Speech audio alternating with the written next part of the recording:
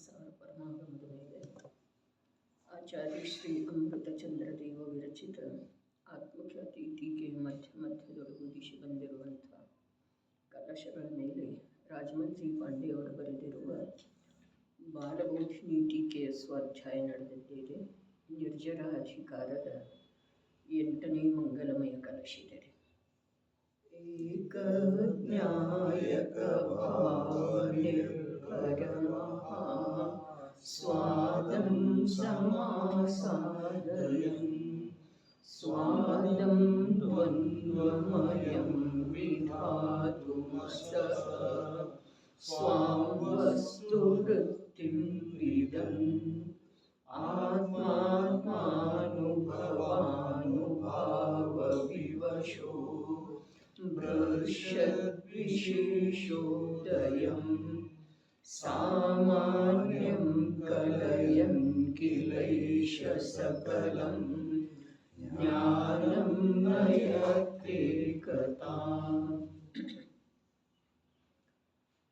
ವಸ್ತು ರೂಪದಿಂದ ವಿದ್ಯಮಾನವಿರುವ ಚೇತನ ದ್ರವ್ಯವು ಎಷ್ಟು ಪರ್ಯಾಯ ರೂಪವಾಗಿ ಜ್ಞಾನವು ಪರಿಣಮಿಸಿದೆ ಎಂದರೆ ಮತಿಜ್ಞಾನ, ಶ್ರುತಜ್ಞಾನ, ಅವಧಿಜ್ಞಾನ, ಮನಃಪರ್ಯಯ ಜ್ಞಾನ, ಕೇವಲ ಜ್ಞಾನ ಇತ್ಯಾದಿ ಅನೇಕ ವಿಕಲ್ಪ ರೂಪವಾಗಿ ಪರಿಣಮಿಸಿರುವ ಜ್ಞಾನವು ಅದನ್ನು ನಿರ್ವಿಕಲ್ಪ ರೂಪವಾಗಿ ಅನುಭವಿಸುತ್ತದೆ.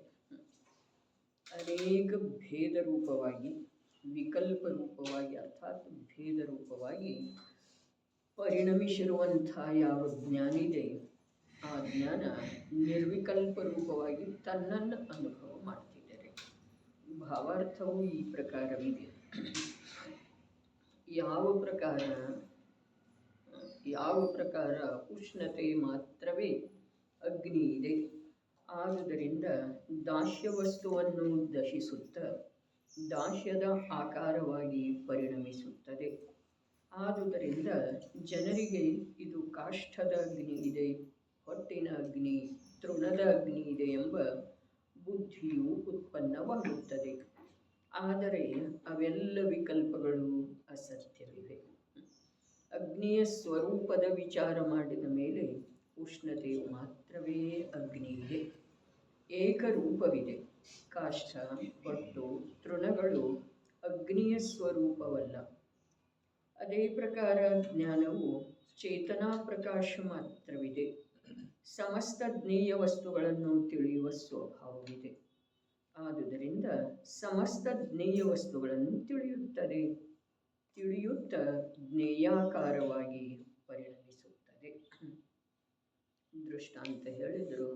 ಯಾವ ಪ್ರಕಾರ ಅಗ್ನಿ, ತೃಣದ ಅಗ್ನಿ, ಕಾಷ್ಠದ ಅಗ್ನಿ, ಹೊಟ್ಟಿನ ಅಗ್ನಿ ಅಂಥೇಳಿ ಇಂಧನದ ನಿಮಿತ್ತದಿಂದ ಕರೆಸಿಕೊಳ್ಳುತ್ತಿದೆ. ಆದರೆ ಅಗ್ನಿಯ ಸ್ವಭಾವದ ಹತ್ತಿರ ಹೋಗಿ ನೋಡಿದ ನಂತರ ಬರೀ ಉಷ್ಣತಾ ಮಾತ್ರ ಇದೆ. ಆಕಾರ ಆರೂಪ ಆಗಿದ್ರೂ ಕೂಡ ಬಹಳ ಅದ್ಭುತ ಮಾತಿದೆ. ಆಕಾರ ಆರೂಪ ಆಗಿರ್ತಿದೆ ಅಗ್ನಿದ್ದು. ಕಾಷ್ಠದ ಅಗ್ನಿ, ತೃಣದ ಅಗ್ನಿ, ಹೊಟ್ಟಿನ ಅಗ್ನಿ ಇದ ಬೇರೆ ಬೇರೆ ಆಕಾರ ಧಾರಣ ಮಾಡ್ತಿದೆ. ಆದ್ರೆ ಆಕಾರ ಅಂದ್ರೆ ಅಗ್ನಿ ಅಲ್ಲ. ಅದೇ ಪ್ರಕಾರ ಈ ಜೀವ ಮತಿಜ್ಞಾನ, ಶ್ರುತಜ್ಞಾನಾದಿ ರೂಪ ಪರಿಣಮಿಸ್ತಾನೂ ಇದೆ. ಮತ್ತು ಬಾಹ್ಯದೊಳಗೆ ದೇಹದ ಆಕಾರ, ವಿಕಲ್ಪದ ಆಕಾರ, ಜ್ಞೇಯದ ಆಕಾರ. ಮೂಲ ಆತ್ಮವಸ್ತು ಜ್ಞಾನ ಮಾತ್ರ ಇದೆ, ಇಷ್ಟನ್ನೇ ಹೇಳ್ತಾ ಇಲ್ಲಿ. ಆದ್ರೆ ಅದರ ಪರ್ಯಾಯ ಜ್ಞಾನ ಮಾತ್ರ ಇದೆ. ಅದು ತಿಳಿಯುವ ಮಾತ್ರ ಕಾರ್ಯ ಮಾಡ್ತಿದೆ. ಆದ್ರೆ ಅದು ತಿಳಿಯುವ ವೇಳೆದೊಳಗೆ ಜ್ಞೇಯಾಕಾರ ಆಗ್ತಿದೆ. ಯಾವ ಪ್ರಕಾರ ಅಗ್ನಿ ಉರಿಯುವ ವೇಳೆದೊಳಗೆ ಇಂಧನದ ಆಕಾರ ಕಾಣಿಸ್ತಿದೆ, ಆಗತ್ತಿದೆ ರೀ. ಬರೀ ಕಾಣಿಸೋ ಮಾತಲ್ಲ, ಆಗತ್ತಿದೆ. ಆದರೆ ಇಂಧನದ ಆಕಾರ ರೂಪ ಯಾವುದಿದೆಯೋ ಅದು ಅಗ್ನಿ ಅಲ್ಲ. ಲೋಕದೊಳಗ ಇಂಧನದ ಆಕಾರ ರೂಪ ಯಾವುದಿದೆಯೋ ಅದು ಅಗ್ನಿ ಅಲ್ಲ. ಹಾಗಾದ್ರೆ ಅಗ್ನಿ ಯಾವುದಿದೆ? ಅಗ್ನಿಯ ತ್ರಿದೋಷರಹಿತ ಲಕ್ಷಣ ಉಷ್ಣತೆ ಇದೆ. ಅದೇ ಪ್ರಕಾರ ಮತಿಜ್ಞಾನ ರೂಪ, ಶ್ರುತಜ್ಞಾನ ರೂಪ, ಅವಧಿ, ಮನಃಪರ್ಯಯ ಕೇವಲ ಜ್ಞಾನ ರೂಪ ಆಗ್ತಿದೆ ಜ್ಞಾನ. ಅಷ್ಟೇ ಅಲ್ಲ, ಯಾವ ಜ್ಞೇಯ ಪದಾರ್ಥವನ್ನು ತಿಳಿತಿದೆಯೋ ಆ ಜ್ಞೇಯಾಕಾರನೂ ಆಗ್ತಿದೆ. ಅದರ ಜ್ಞೇಯಾಕಾರ ಆಗೋದಾಗಲಿ, ಮತಿಶ್ರುತ ಜ್ಞಾನ ರೂಪದಿಂದ ಪರಿಣಮಿಸೋದಾಗಲಿ ಯಾವುದಿದೆಯೋ ಅದು ಜ್ಞಾನ ಅಲ್ಲ. ಯಾಕಂದ್ರೆ ಅದು ಸದೈವ ಜ್ಞೇಯಾಕಾರ ಆಗುವುದಿಲ್ಲ, ಒಂದೇ ಪ್ರಕಾರದ ಜ್ಞೇಯಾಕಾರ ಆಗುವುದಿಲ್ಲ. ಈ ಎರಡನೆಯದಾಗಿ ಮತಿಜ್ಞಾನ ಅಥವಾ ಶ್ರುತಜ್ಞಾನ ಸದೈವ ಇರುವುದಿಲ್ಲ. ಅದು ಅವಧಿ ಜ್ಞಾನ ಆಗ್ತಿದೆ, ಮನಃಪರ್ಯಾಯ ಜ್ಞಾನ ಆಗ್ತಿದೆ, ಕೊನೆಗೊಮ್ಮೆ ಕೇವಲ ಜ್ಞಾನ ಆಗ್ತಿದೆ. ಆ ಕೇವಲ ಜ್ಞಾನ ಭಲೇ ಅನಂತ ಕಾಲದವರೆಗೆ ಉಳಿದ್ರೂ ಕೂಡ ಅದು ಅನಾದಿಯಿಂದ ಇಲ್ಲ ಅಂಥೇಳಿ ಅದು ಜ್ಞಾನದ ಮೂಲ ಸ್ವಭಾವ ಅಲ್ಲ. ಜ್ಞಾನದ ಮೂಲ ಸ್ವಭಾವ ಏನಿದೆ? ಬಸ್ ತಿಳಿಯುವುದು. ಏನನ್ನು ತಿಳಿಯೋದ, ಯಾವುದರ ಮಾಧ್ಯಮದಿಂದ ತಿಳಿಯೋದ ಅನ್ನೋದೇನು ಅಲ್ಲಿ ಪ್ರಾಮುಖ್ಯತೆ ಬರುವುದಿಲ್ಲ. ಅದ್ಭುತ ಮಾತಿದೆ. ತಿಳಿಯುವ ಕಾರ್ಯದ ಸಲುವಾಗಿನ ಈ ಪ್ರಕಾರದ ನಿರಾಲಂಬ ನಿರ್ವಿಕಲ್ಪತೆಯನ್ನು ಹೇಳ್ತಾ ಇದ್ದಾರೆ. ಅಂದ ಮೇಲೆ ಯಾವುದು ತಿಳಿದು ಬರ್ತಿದೆ ಅದಕ್ಕೆ ಸಂಬಂಧಿಸಿದ ಯಾವ್ಯಾವುದ ಅನುಭವ ಅಥವಾ ಯಾವ್ಯಾವ ರೂಪ ಆಗ್ತಿದೆ ಅದರದ್ದೆಲ್ಲ ಪ್ರಶ್ನೆ ಆತ್ಮನ ಜೊತೆಗೆ ಸಂಬಂಧ ಯಾವ ಕಾಲದೊಳಗೂ ಇಲ್ಲ ಇಲ್ಲ ಮತ್ತು ಇಲ್ಲ. ಜೀವನಿಗೆ ನಿರ್ಜರೆ ಆಗಬೇಕಾಯಿತು, ಅರ್ಥಾತ್ ಸಂಸಾರ ದುಃಖದಿಂದ ಬಿಡುಗಡೆ ಹೊಂದಬೇಕಾಯಿತು. ಸ್ವಾಧೀನವಾದಂಥ ಶಾಂತಿ ಸುಖ ಅರೆ ಜ್ಞೇಯ ನಿರಪೇಕ್ಷ ಜ್ಞಾನ ಯಾವಾಗ ಆಗ್ತಿದೆಯೋ ಆವಾಗನ ಸ್ವಾಧೀನ ಶಾಂತಿ ಆಗುವುದಿದೆ, ಸುಖ. ಜ್ಞೇಯ ನಿರಪೇಕ್ಷ ಆಗುವಂಥ ಜ್ಞಾನ.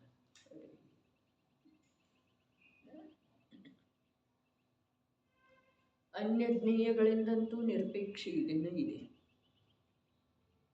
ಆದರೆ ಜ್ಞೇಯ ಅಥವಾ ಪ್ರಮೇಯ ಯಾವ ಶುದ್ಧಾತ್ಮನೂ ಇದ್ದಾನಲ್ಲ, ಅದರಿಂದ ಕೂಡ ಜ್ಞಾನ ತಿಳಿಯುವ ತಿಳಿಯುವ ತಿಳಿಯುವ ತಿಳಿಯುವ ಯಾವ ಕಾರ್ಯ ಜೀವದ ನಡೆದದ್ದೇ ಇದೆಯೋ ಅದರಿಂದ ಕೂಡ ನಿರಪೇಕ್ಷ. ಜ್ಞೇಯ ನಿರಪೇಕ್ಷ ಜ್ಞಾನದ ಕಾರ್ಯ. ಜ್ಞೇಯದಿಂದ ನಿರಪೇಕ್ಷ ಮಾಧ್ಯಮಗಳಿಂದ ನಿರಪೇಕ್ಷ ಯಾವುದ ಕಾರ್ಯ ಮಾಡ್ತಿದೆಯೋ ಅದ ಜ್ಞಾನ ಇದೆ, ಅದ ನಾನು ಇದ್ದೇನೆ. ಅದ ನಾನಿದ್ದೇನೆ ಅನ್ನುವ ವಿಕಲ್ಪ ಕೂಡ ಇಲ್ಲ. ಅದರ ತನದ ಅನುಭವ ಆಗೋದೇನಿದೆ ಇದು ಪರಮ ಸುಖ ಇದೆ ರೀ. ಬರೇ ಸುಖ ಅಷ್ಟ ಅಲ್ಲ, ಅನಂತ ಸುಖ ಇದೆ. ಬರೇ ಅನಂತ ಸುಖ ಅಲ್ಲ, ಅನಂತ ಕಾಲದ ಸುಖ ಇದೆ. ಏನು ಹೇಳ್ತು?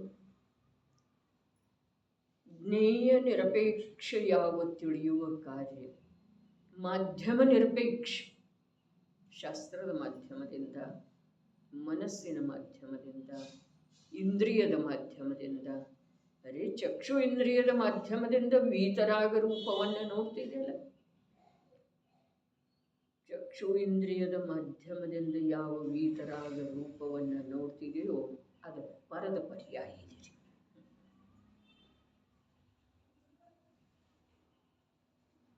ಆದ್ರೆ ಇಲ್ಲಿ ಹೇಳ್ತಾ ಇರುವ ಮಾತು ಇದೆ,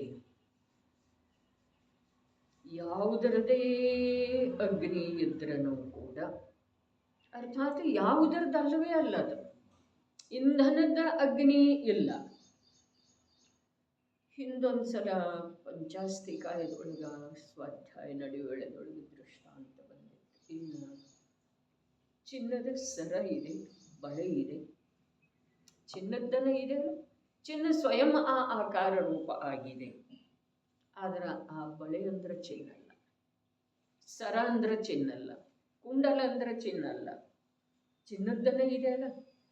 ಆದ್ರೆ ಆ ಬಳೆ, ಆ ಸರ, ಆ ಕುಂಡಲಕ್ಕೆ ಏನು ಬೆಲೆ ಇದೆ? ಬೆಲೆ ಏನಿದೆ? ನಿನ್ನೆನ ಮಾಡಿಸಿ ತಂದಿರ್ತೇವೆ ಮಜೂರಿ ಕೊಟ್ಟ, ಇವತ್ತು ಕೊಡ್ಲಿಕ್ಕೆ ಹೋದ್ರೆ ಅದನ್ನು ಚಿನ್ನದ ಬೆಲೆಯೊಳಗೆ ಹಿಡಿತಾರೆ, ಯಾವುದ್ರೊಳಗೆ ಹಿಡಿತಾರೆ? ಯಾವುದರೊಳಗೂ ಹಿಡಿಯೋದಿಲ್ಲ. ಹರಿ ಅದೇ ಪ್ರಕಾರ ಈ ಸಮಯದಲ್ಲಿ ಪ್ರತ್ಯಕ್ಷ ಜ್ಞಾನ ಮತಿಜ್ಞಾನ ರೂಪದಿಂದ ಕಾರ್ಯ ಮಾಡ್ತಾ ಇದೆ. ಆದರೆ ಆ ಮತಿಜ್ಞಾನ ಅನ್ನುವಂಥ ಪರ್ಯಾಯ ರೂಪ ಏನಿದೆಯಲ್ಲ, ಅದು ಮೂಲ ಜ್ಞಾನದ ಜೊತೆಗೆ ಯಾವ ಪ್ರಕಾರದ ಸಂಬಂಧ ಇಲ್ಲ. ಮತಿಜ್ಞಾನ ರೂಪದಿಂದ ಜ್ಞಾನ ಕಾರ್ಯ ಮಾಡ್ತಾ ಇದೆ ರೀ. ಕೇವಲ ಜ್ಞಾನ ರೂಪದಿಂದ ಜ್ಞಾನ ಕಾರ್ಯ ಮಾಡ್ತಾ ಇದೆ. ಕೇವಲ ಜ್ಞಾನ ಏನಿದೆ, ಇದು ಯಾವ ಪ್ರಕಾರ ಚಿನ್ನದ ಬಳೆ ಸರ ಆಕಾರದವಲ್ಲ, ಆ ಪ್ರಕಾರ ಕೇವಲ ಜ್ಞಾನ ಇದೆ, ಶ್ರುತ ಜ್ಞಾನ ಇದೆ. ಆದ್ರೆ ಯಾವ ಪ್ರಕಾರ ಆ ಬಳೆ ಅಥವಾ ಸರಕ ಯಾವುದೇ ರೂಪದಿಂದ ಚಿನ್ನವನ್ನ ಮಾರುವ ವೇಳೆದೊಳಗ ಅಥವಾ ಕೊಳ್ಳುವ ವೇಳೆದೊಳಗ ಬೆಲೆ ಇಲ್ಲವೋ, ಅದೇ ಪ್ರಕಾರ ಅರ್ಥಾತ್ ಮೂಲ ಚಿನ್ನದ ಅಲ್ಲವೇ ಅಲ್ಲದ ಚಿನ್ನ ಒಂದಲ್ಲ ಒಂದು ಆಕಾರದೊಳಗೆ ಇದೆ. ಗಟ್ಟಿ ಚಿನ್ನ ಅದಕ್ಕೂ ಒಂದು ಆಕಾರ ಇದೆ ಅಲ್ಲ, ಬಿಸ್ಕತ್ ಇದೆ ಚಿನ್ನದ, ಅದಕ್ಕೂ ಒಂದು ಆಕಾರ ಇದೆ. ಸುತ್ತುಂಗುರ ಇದೆ, ಅದು ಶುದ್ಧ ಇರ್ತಿದೆ ಅಲ್ಲ, ಆದ್ರೆ ಅದಕ್ಕೂ ಒಂದು ಆಕಾರ ಇದೆ ಅಲ್ಲ.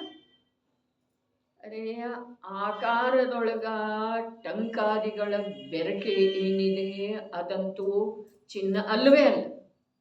ಆದ್ರೆ ಆಕಾರ ಯಾವುದಿದೆಯಲ್ಲ ಚಿನ್ನದ, ಅದು ಕೂಡ ಚಿನ್ನದ ಬೆಲೆಯೊಳಗೆ ಗಣಿಸಲ್ಪಡುವುದಿಲ್ಲನ್ನುವರೆ ಅದು ಚಿನ್ನ ಅಲ್ಲ.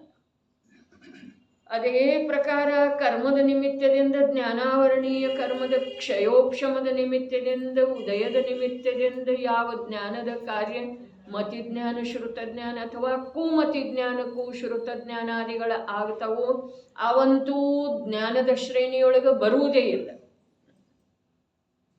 ಆದರೆ ಯಾವುದು ಕೇವಲ ಜ್ಞಾನ ಇದೆಯಲ್ಲ, ಅದು ಕೂಡ ಜ್ಞಾನದ ಶ್ರೇಣಿಯೊಳಗೆ ಬರುವುದಿಲ್ಲ. ಅದಕ್ಕೂ ಕೂಡ ಅಷ್ಟೇ ಬೆಲೆ ಇದೆ ರೀ. ಎಷ್ಟು ಅನಿತ್ಯ ಅಂತ ಹೇಳಿ ಹೇಳಿದ್ರಲ್ಲ, ಎಷ್ಟು ಬೆಲೆ ಇದೆ? ಏನೂ ಇಲ್ಲ.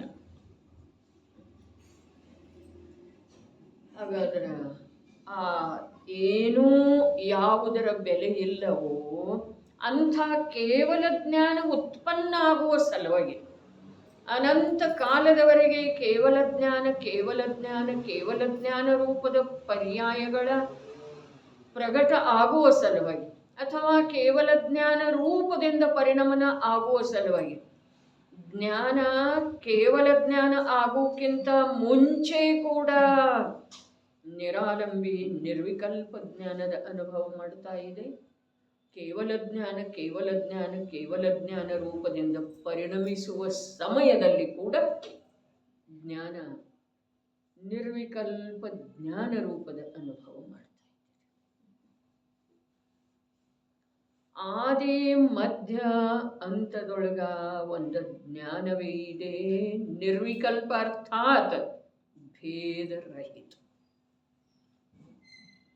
ಇದರದ್ದು ಸ್ವಲ್ಪ ಚರ್ಚೆ ಆದದ್ದು ಇತ್ತು. ಒಂದು ಮಾತಿನೊಳಗೆ ಸ್ಮರಣೆ ಮಾಡಿಕೊಳ್ಳೋದು, ಭೇದ ಅರ್ಥಾತ್ ವಿಕಲ್ಪ ಏನಿದೆಯೋ ಆ ವಿಕಲ್ಪಂತೂ ಒಂದು ಇನ್ನೊಂದರಿಂದ ಬೇರೆನೇ ಇದೆ. ಅರ್ಥಾತ್ ಮತಿಜ್ಞಾನ ಅಂದ್ರೆ ಶ್ರುತಜ್ಞಾನ ಅಲ್ಲ, ಭಲೇ ಮತಿಪೂರ್ವಕ ಶ್ರುತಜ್ಞಾನ ಆಗ್ತಿದೆ ಅಂಥೇಳಿ ಹೇಳಿದ್ರು. ಆದರೆ ಮತಿಜ್ಞಾನ ಇದ್ದದ್ದು ಶ್ರುತಜ್ಞಾನ ಆಗುವುದಿಲ್ಲ. ಶ್ರುತಜ್ಞಾನ ಇದ್ದದ್ದ ಸಾಧನಾ ಮಾರ್ಗದೊಳಗೆ ಕೇವಲ ಜ್ಞಾನ ಆಗುವುದಿಲ್ಲ.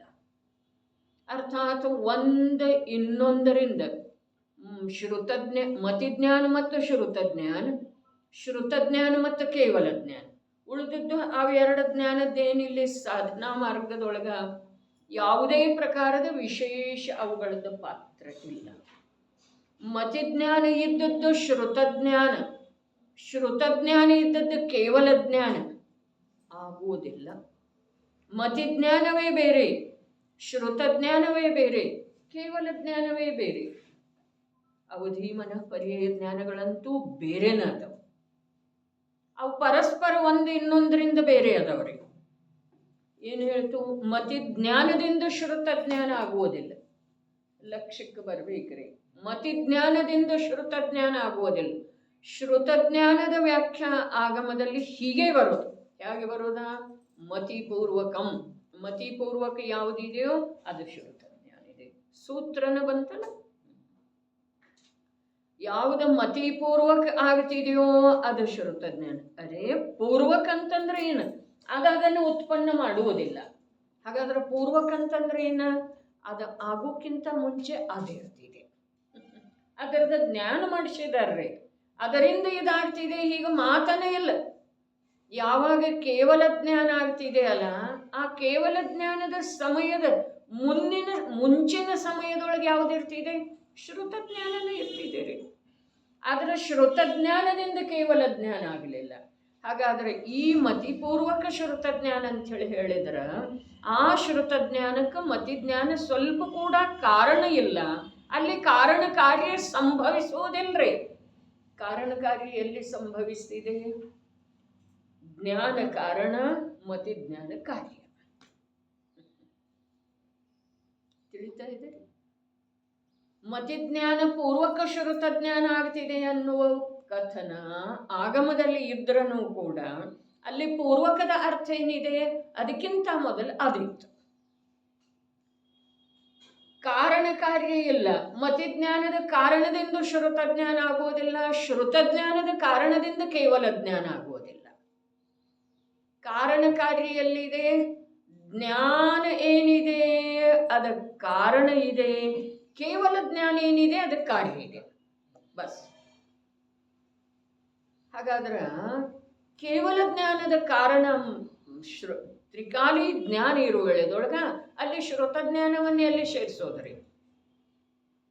ಶ್ರುತಜ್ಞಾನದ ಕಾರಣ ತ್ರಿಕಾಲಿ ಜ್ಞಾನ ಸ್ವಭಾವ ಇರುವ ವೇಳೆದೊಳಗ ಅಲ್ಲಿ ಮತಿಜ್ಞಾನದ ಕಾರ್ಯ ಏನಿದೆ? ಇನ್ನು ತ್ರಿಕಾಲಿ ಜ್ಞಾನ ಸ್ವಭಾವದ ಕಾರ್ಯ ಮತಿಜ್ಞಾನ ಇರುವ ವೇಳೆದೊಳಗ ಅಲ್ಲಿ ಯಾವುದರ ಕಾರ್ಯ? ತದಿಂದ್ರಿಯ ಅನಿಂದ್ರಿಯ ನಿಮಿತ್ತ. ಅಲ್ಲಿ ಇಂದ್ರಿಯ ಅನಿಂದ್ರಿಯದ ಕಾರ್ಯ ಏನಿದೆ? ಏನಿಲ್ಲ.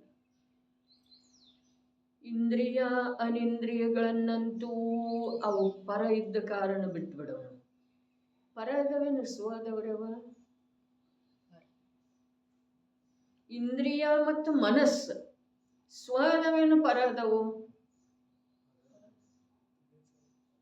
ಪರನೂ ಅದವು, ಸ್ವನೂ ಅದವು. ಭಾವೇಂದ್ರಿಯ ಅದಾವಲ್ಲ, ಅವು ಏನದವ್ರಿ? ಆತ್ಮ ಪ್ರದೇಶದ ರಚನೆ ಇದೆ ರೀ. ಬರೇ ಪ್ರದೇಶದ ರಚನೆ ಇದೆಯೇನ? ಅಲ್ಲಿ ಚೈತನ್ಯದ ಕಾರ್ಯ ಇದೆ ರೀ. ಚೈತನ್ಯದ ಕಾರ್ಯ ಇದೆ, ಅದಂತೂ ತೀರಾ ಭೇದ ರೂಪ. ಇಲ್ಲಿ ಚಕ್ಷು ಇಂದ್ರಿಯ, ಇಲ್ಲಿ ಕರ್ಣೇಂದ್ರಿಯ, ಇಲ್ಲಿ ಘ್ರಾಣೇಂದ್ರಿಯ, ಈ ಪ್ರಕಾರ ಅವಂತೂ ಪ್ರತ್ಯಕ್ಷ ಬೇರೆ ಬೇರೆ, ಅರ್ಥಾತ್ ತುಂಡು ತುಂಡದವು.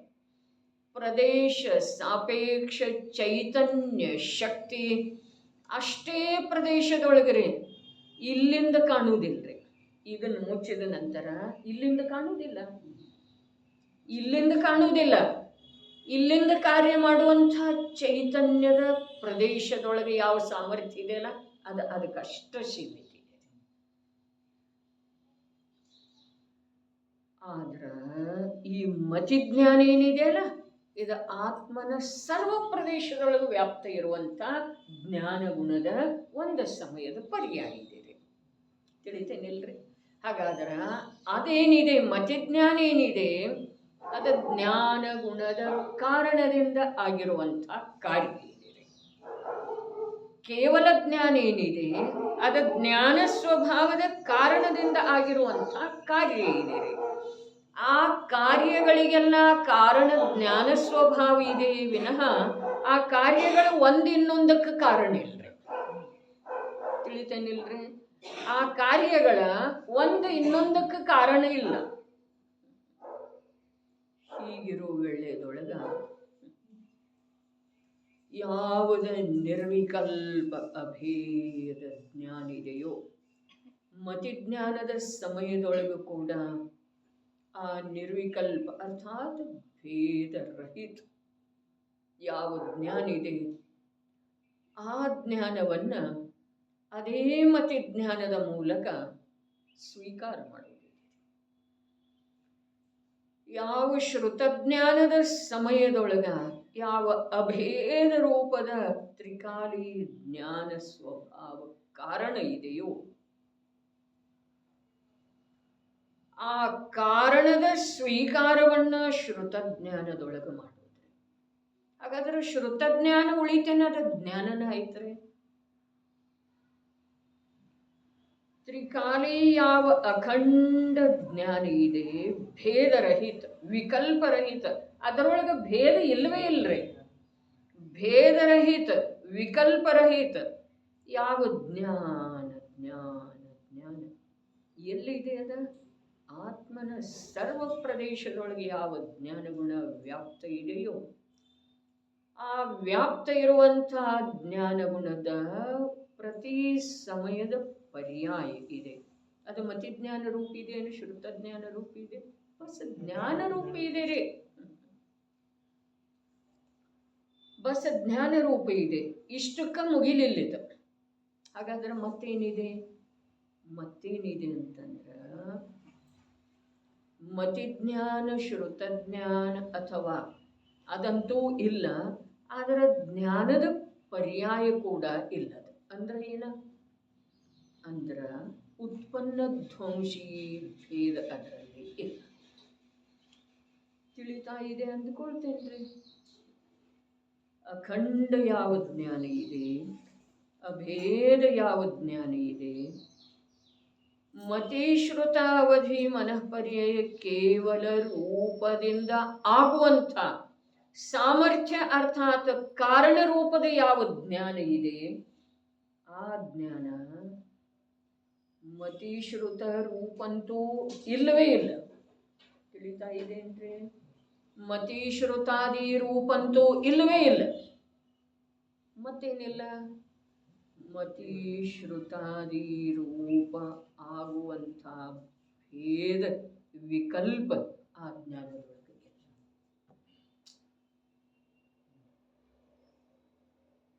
ಅಖಂಡ ಇದ್ದದ್ದ ಮತಿ ರೂಪ ಆಯ್ತು, ರೂಪ ಆಗಲೇ ಇಲ್ಲ. ಆದ್ರೆ ಮತಿ ರೂಪ ಆಗುವ ಸಲುವಾಗಿ ಆ ಅಖಂಡತೆಯನ್ನು ಬಿಟ್ಟುಕೊಟ್ಟಿದೇನ್ರಿ? ಅದ ಕೇವಲ ರೂಪ ಆಗುವ ಸಲುವಾಗಿ ಆ ಅಖಂಡತೆಯನ್ನು ಬಿಟ್ಟುಕೊಟ್ಟಿದೇನ್ರಿ? ಏನು ಭೇದ ಇದೆ ಹಾಗಾದ್ರೆ ಅದರಲ್ಲಿ? ನಾವು ಶ್ರುತಜ್ಞಾನ ಮತ್ತು ಕೇವಲ ಜ್ಞಾನದೊಳಗೆ ಭೇದ ಗಣಿಸ್ತಾ ಇದ್ದೇವಲ್ಲ, ಆಗಮದಲ್ಲಿ ಹೇಳಿದಾರಲ್ಲ, ಇದೇ ಅಲ್ಲ. ಅರೆ ಇರುವಾಗ ಕೂಡ ಭೇದ ಇಲ್ಲ. ಅದನ್ನು ಯಾವಾಗ ನೋಡ್ತೇವೆ ಆವಾಗ ಭೇದ ಅಳಿಸಿ ಹೋಗಿ ಅಭೇದ ತತ್ವದ ನಿರಾಕುಲ ಆನಂದ ಆಗುವುದು. ಭೇದ ಇದೇನಿಲ್ಲ, ಆಗಮದಲ್ಲಿ ಹೇಳಿದಾರೇನಿಲ್ಲ? ಹೇಳಿದ್ದಾರೆ ಹೌದು. ಇದೇನಿಲ್ಲ, ನೋಡಿದರೆ ಇದೆ, ನೋಡಿದರೆ ಇದೆ. ಮತಿಜ್ಞಾನದ ಸಮಯದೊಳಗ ಅರ್ಥಾತ್ ಯಾವ ಜ್ಞಾನ ಪ್ರಗಟ ಇದೆಯಲ್ಲ, ನಮಗೆ ಕೆಳಗಿನ ಜೀವಗಳದ್ದು ಬೇಡ, ಸಂಜ್ಞೆ ಪಂಚೇಂದ್ರಿಯ ಅವಸ್ಥೆ ಪ್ರಾಪ್ತ ಆಗಿರುವಂಥ ನಮ್ಮ ಜ್ಞಾನದ್ದನ್ನ ವಿಚಾರ ಮಾಡೋದು. ಮತಿಜ್ಞಾನ ರೂಪದ ಕಾರ್ಯ ಯಾವುದು ಕಂಡು ಬರ್ತಾ ಇದೆಯೋ ಆ ಕಾರ್ಯರೂಪ ಜ್ಞಾನ ಆಗಿಲ್ಲ. ಯಾವುದರ ಮಾಧ್ಯಮದಿಂದ ಅದು ಕಾರ್ಯ ಮಾಡ್ತಾ ಇದೆಯೋ ಆ ಮಾಧ್ಯಮಗಳ ಅವಶ್ಯಕತೆ ಅದಕ್ಕೆ ಇಲ್ಲ.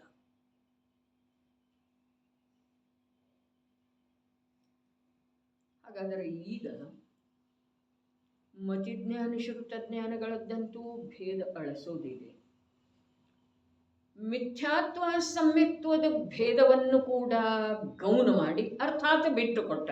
ಇಲ್ಲನರೇ ಜ್ಞಾನದೊಳಗಿದೆ, ಜ್ಞಾನದೊಳಗಿದೆ ಏನ್ರಿ ಮಿಥ್ಯಾತ್ವ ಸಮ್ಯಕ್ತ್ವ ಅನ್ನೋ ಭೇದ. ಜ್ಞಾನ ಏನಿದೆ, ಮತಿಜ್ಞಾನ ರೂಪ ಶ್ರುತಜ್ಞಾನ ರೂಪನೂ ಆಗಿಲ್ಲ ಅಂದ ಮೇಲೆ ಆ ಜ್ಞಾನ ಬಸ ಜ್ಞಾನನೇ ಇದೆ. ಹಾಗಾದ್ರೆ ಅದರೊಳಗೆ ಏನು ಮಾಡೋದಿದೆ ರೀ? ಆಗಮದ ಅಭ್ಯಾಸದಿಂದ ಬೆಳವಣಿಗೆ ಮಾಡಿಕೊಳ್ಳೋದಿದೆ, ನಿರ್ಮಲ ಮಾಡಿಕೊಳ್ಳೋದಿದೆ, ಚಾರಿತ್ರದಿಂದ ಸದಾಚಾರದಿಂದ. ಏನಿದೆ ರೀ? ಎಷ್ಟು ಪರಮ ಶುದ್ಧ ಸ್ವಭಾವ ನನ್ನದ ತ್ರಿಕಾಲಿನೂ ಇದೆ, ವ್ಯಕ್ತನೂ ಇದೆ.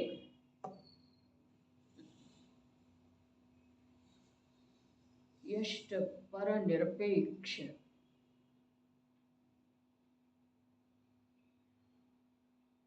ಎಷ್ಟು ಪವಿತ್ರವಾದಂಥ ಚಿನ್ಮಾತ್ರ ಸ್ವರೂಪದ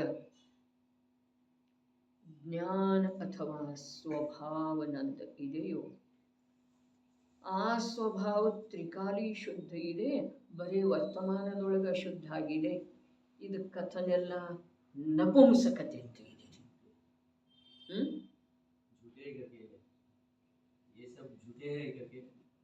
ಅಂದ್ರ ಇದೆಲ್ಲ ಏನಿದೆ, ಅತ್ಯಂತ ದುರ್ಬಲತೆ ಕಥನೆ ಇದೆ ರೀ.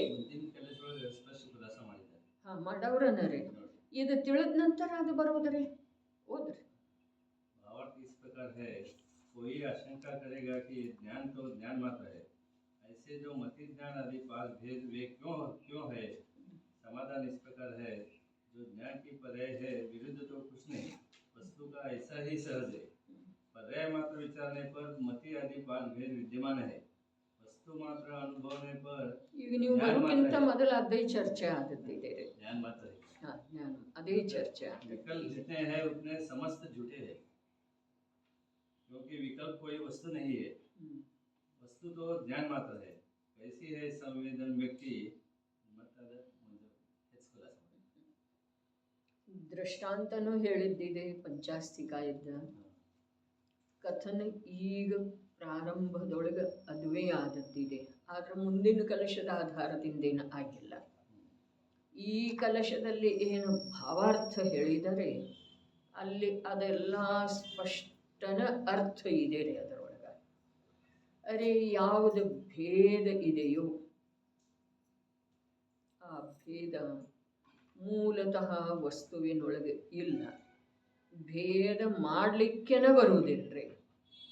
ನಮ್ಮದೆಲ್ಲಿ ವಿಷಯ ನಡೆದದ್ದಿದೆ, ಯಾವ ಅಖಂಡ ಜ್ಞಾನ ಇದೆಯೋ, ಅರೆ ನನಗೆ ಮಿಥ್ಯಾತ್ವದ ನಾಶ ಮಾಡುವ ಸಲುವಾಗಿ, ರತ್ನತ್ರಯ ಮಾರ್ಗದೊಳಗೆ ನಾನು ಬಂದು ಬಿಡುವ ಸಲುವಾಗಿ, ಚತುರ್ಗತಿಗಳ ಸಂಸಾರ ಮಾರ್ಗದಿಂದ ನಾನು ಬೇರ್ಪಡುವ ಸಲುವಾಗಿ ಏನು ಮಾಡೋದಿದೆ?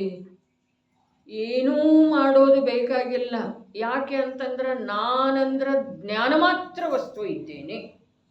ಜ್ಞಾನ ಮಾತ್ರದ ಅಪೇಕ್ಷಾದಿಂದ ವಸ್ತುವಿನ ಅವಲೋಕನೆ ಮಾಡಿದರೆ ಅದರಲ್ಲಿ ಯಾವ ದೋಷನೂ ಇಲ್ಲ, ಯಾವ ಅಪೂರ್ಣತೆಯೂ ಇಲ್ಲ, ಯಾವ ಭೇದನೂ ಇಲ್ಲ ಅಂಥೇಳಿ ಮೋಕ್ಷ ಮಾರ್ಗ ವೀತರಾಗಿ ಸಂತರುಗಳು ಹೇಳಿರುವಂಥ, ಸರ್ವಜ್ಞ ಭಗವಂತರ ಹೇಳಿರುವಂಥ ಜೀವದ ಸಲುವಾಗಿ ಸುಖದ ಮಾರ್ಗ ಅತ್ಯಂತ ಸುಲಭ ಇದೆ, ಅತ್ಯಂತ ಸ್ವಾಧೀನ ಇದೆ.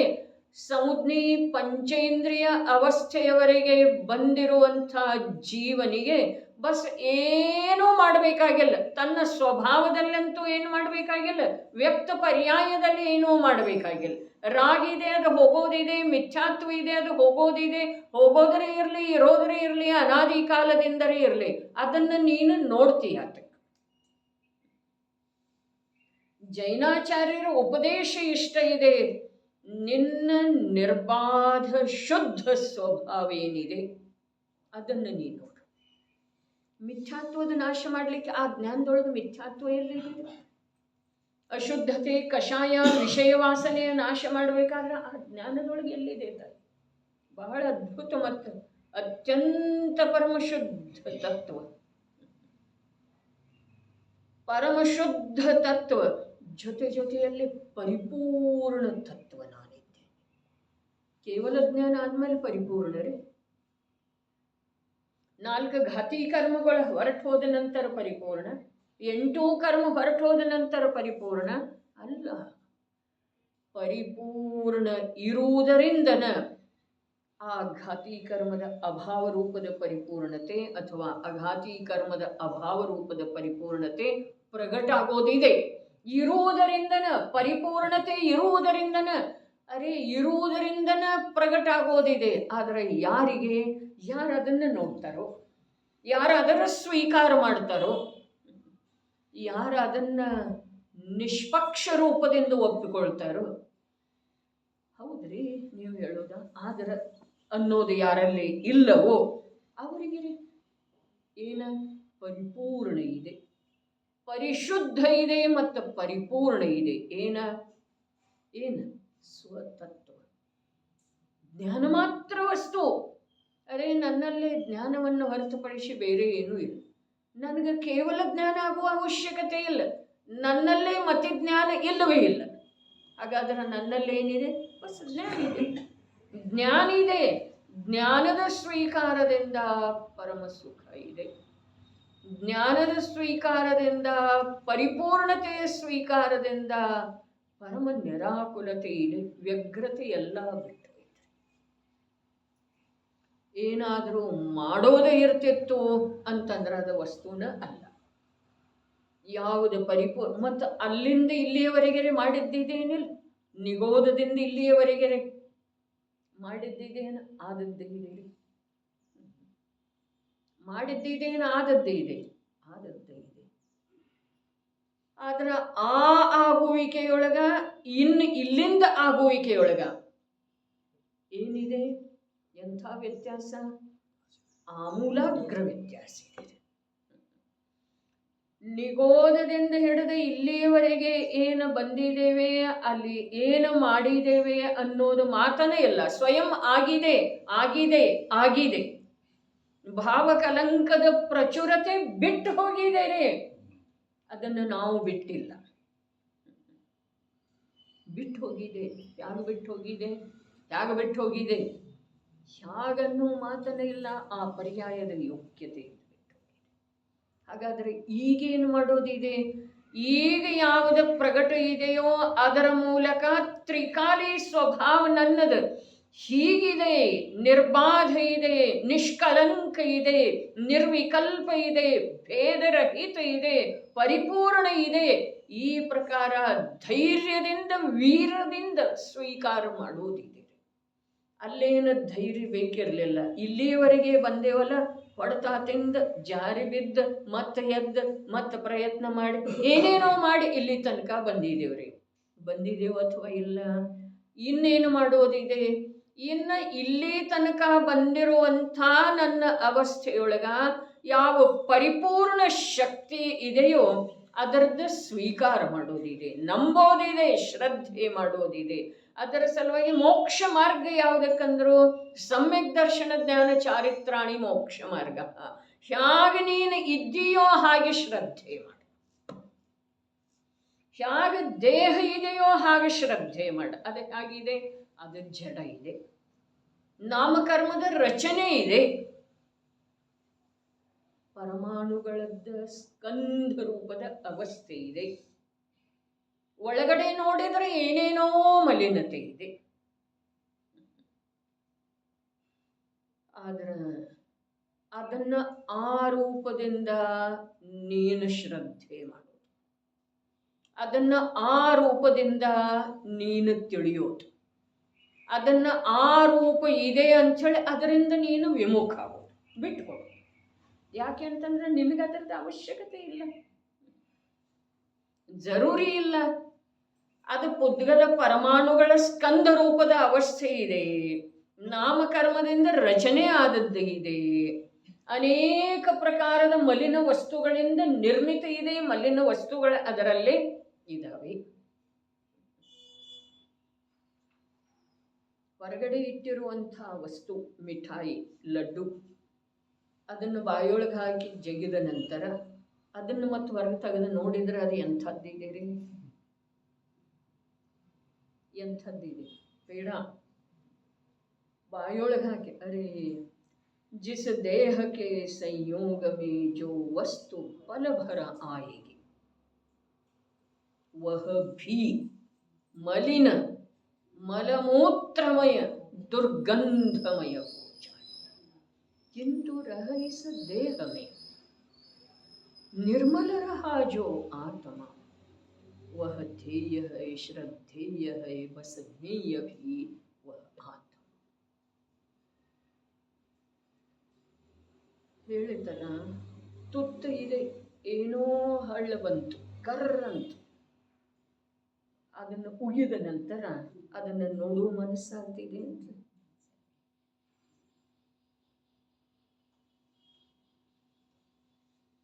ಅಂಥ ದೇಹದೊಳಗೆ ಬರೀ ಅದು ಈಗ ಹಾಕಿ ಈಗ ಹೊರಗೆ ತೆಗೆದಂತ.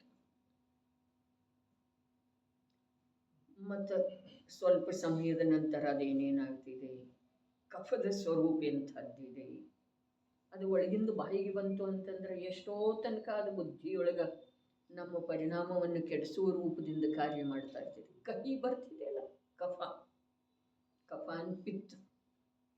ಹಾಗಾದ್ರೆ ಅವು ಎಲ್ಲದರ ಜೊತೆ ಎಷ್ಟೋ ಕಾಲದವರೆಗೆ ಇರ್ತಾನೆ ಆತ್ಮ. ಆದ್ರೆ ಯಾಗದ ನಾವ ಚೈತನ್ಯ ನಿರ್ಮಲ ರಹಾಚ, ಅವನಿಗೆ ಅದು ಯಾವುದೂ ಅಂಟಿಲ್ಲ. ಹೀಗೆ ವಸ್ತು ಸ್ವರೂಪ ಇರುವುಳ್ಳದೊಳಗ ಭ್ರಾಂತ ಬುದ್ಧಿಯಿಂದ ನನಗೆ ಹೀಗಾಯ್ತು, ನಾನು ಹೀಗಿದ್ದೇನೆ, ನನ್ನ ತೂಕ ಹೆಚ್ಚಾಯಿತು, ನನ್ನ ತೂಕ ಕಮ್ಮಿ ಆಯಿತು, ನನಗೆ ನಿಶಕ್ತಿ ಅನ್ನಿಸ್ತಾ ಇದೆ. ಇದೆಲ್ಲ ಯಾವ ಥರದ್ರಿ, ಯಾವುದರದ್ದು ಇದೆಲ್ಲ? ಅದಕ್ಕೆ ನನಗೆ ಸಂಬಂಧ ಏನಿದೆ? ವಸ್ತುತಃ ಏನಿದೆ? ಏನೂ ಇಲ್ಲ. ಇಲ್ಲಿ ಹೇಳ್ತಾ ಇರುವಂಥ ಮಾತ ಎಷ್ಟು ಉಚ್ಚ ಕೊಟ್ಟಿದ್ದು ಇದೆ. ಉಚ್ಚ ಕೊಟ್ಟಿದ್ದು ಯಾಕ? ಅರೆ ಮೋಕ್ಷದ ಸನಿಹದ ಮಾತಿದೆ ರೀ, ಇದ ಅತ್ಯಂತ ಸನಿಹದ. ಮತ್ತು ಮೋಕ್ಷದ ಸನಿಹದ ಯಾವ ಮಾತು ಇದೆಯಲ್ಲ, ಅದೇ ಮಾತು ಇಲ್ಲಿ ಮಿಥ್ಯಾತ್ವದ ತ್ಯಾಗ ಆಗುವೆಳೆದೊಳಗೂ ಇದೆ. ಮಿಥ್ಯಾತ್ವ ಇಲ್ಲ ಅಂದ್ರಲ್ಲ, ಅದೇ ಇಲ್ಲವೇ ಇಲ್ಲ, ಇಲ್ಲವೇ ಇಲ್ಲ. ಎಲ್ಲಿದೆ ಮಿಥ್ಯಾತ್ವ? ಎಲ್ಲಿದೆ ಹೇಳ್ರಿ? ತನ್ನ ಜ್ಞಾನ ಸ್ವಭಾವವನ್ನು, ಚೈತನ್ಯ ಮಾತ್ರ ವಸ್ತುವನ್ನು, ಜ್ಞಾನ ಮಾತ್ರ ವಸ್ತುವನ್ನು ತಿಳಿಯದೇ ಇರೋದು, ನಂಬದೇ ಇರೋದು, ಅದರ ಅನುಭವ ಮಾಡದೇ ಇರೋದು, ಅದರ ಮಹಿಮೆ ತಂದುಕೊಳ್ಳದೇ ಇರೋದು, ಇದುವೇ ಮಿಥ್ಯಾತ್ವ ಇದೆ. ಇದು ಸಂಸಾರ ಇದೆ. ಹಾಗಾದರೆ ಮೋಕ್ಷ ಮಾರ್ಗ ಯಾವುದಿದೆ? ಹೇಗಿದೆ ಹಾಗೆ ಶ್ರದ್ಧೆ ಮಾಡ. ನಾನು ಹೇಗಿದ್ದೇನೆ? ಚೈತನ್ಯ ಮಾತ್ರ ವಸ್ತು ಇದ್ದೇನೆ, ಶುದ್ಧ ಚೈತನ್ಯ ಮಾತ್ರ ವಸ್ತು.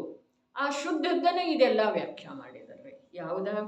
ಮತಿಜ್ಞಾನ, ಶ್ರುತಜ್ಞಾನ, ಅವಧಿಜ್ಞಾನ, ಮನಃಪರ್ಯ ಜ್ಞಾನ, ಕೇವಲ ಜ್ಞಾನ ಅನ್ನುವಂಥ ವಿಕಲ್ಪದಿಂದ ರಹಿತ ಯಾವುದಿದೆಯೋ, ನಿರ್ವಿಕಲ್ಪ ಜ್ಞಾನ ಮಾತ್ರ ಯಾವುದಿದೆಯೋ.